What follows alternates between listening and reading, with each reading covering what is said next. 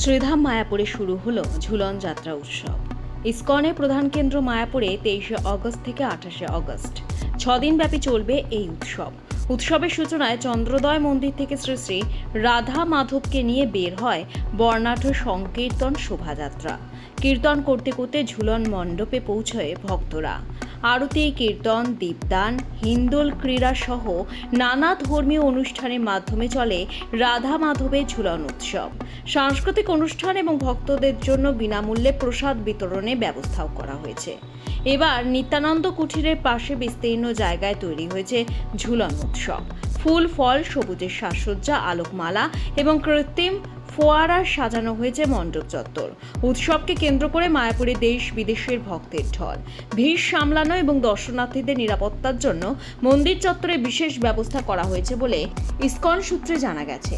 ইসকনের জনসংযোগ আধিকারিক রসিক গৌরাঙ্গ দাস জানান, বৈষ্ণব পরম্পরায় ঝুলন যাত্রার সঙ্গে বৃন্দাবনে রাধাকৃষ্ণের প্রেম লীলা ও কুঞ্জ বিহারের স্মৃতি জড়িয়ে রয়েছে। ইসকন হেডকোয়ার্টার শ্রীধাম মায়াপুরে 42তম ঝুলন যাত্রা মহা মহোৎসব যথাযথ ধর্মীয় মর্যাদা এবং রীতিনীতি মেনে পালন করা হচ্ছে। শুধু মায়াপুর নয়, বিশ্বব্যাপী সমস্ত শাখা কেন্দ্রে এই অপ্রাকৃত ঝুলন যাত্রা পালন করা হচ্ছে এবং মায়াপুর ধামে দেশ বিদেশের লক্ষাধিক ভক্তবৃন্দ জাতি, ধর্ম, বর্ণ নির্বিশেষে এই অনুষ্ঠানে অংশগ্রহণ করেছেন। 23 তারিখ থেকে 28 তারিখ পর্যন্ত এই 6 দিন ব্যাপী এই ঝুলন যাত্রা মহা মহোৎসব চলবে। ঝুলন যাত্রা কোনো সাধারণ মানবীর ঝুলন যাত্রা নয়, এটি হচ্ছে দিব্য প্রেমের উদযাপন। ভগবান বৃন্দাবন ধামে যে অপূর্ব এবং অপ্রাকৃত ঝুলন যাত্রা উৎসব পালন করেছিলেন, সেই ঐতিহ্য মেনে এই উৎসব পালন করা হচ্ছে।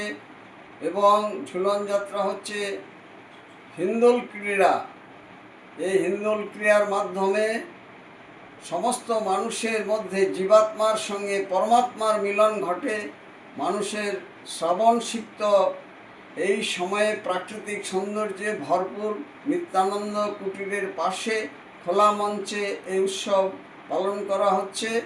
সকলকে এই উৎসবাদিতে অংশগ্রহণ করার জন্য এবং সনাতন আদর্শের পরিপন্থী হিসেবে আপনারা নিজের জীবনকে সার্থক করার জন্য এই উৎসবাদিতে অংশগ্রহণ করুন। রসিক গৌরাঙ্গ দাস, ইসকন মায়াপুর, জনসংযোগ আধিকারিক, নদিয়া। ইসকনের ব্যাখ্যায় ঝুলন শুধুমাত্র ধর্মীয় আচার নয়, ভক্তদের কাছে এটি প্রেম, মিলন ও আধ্যাত্মিক সংযোগের উৎসব।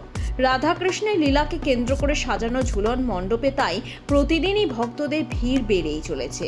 এবার ঝুলন উৎসবের সমাপ্তি বলরাম পূর্ণিমায়। 28 অগস্ট শুক্রবার বিশেষভাবে পালিত হবে বলরাম জয়ন্তী। ব্যুরো রিপোর্ট, লটারি সংবাদ।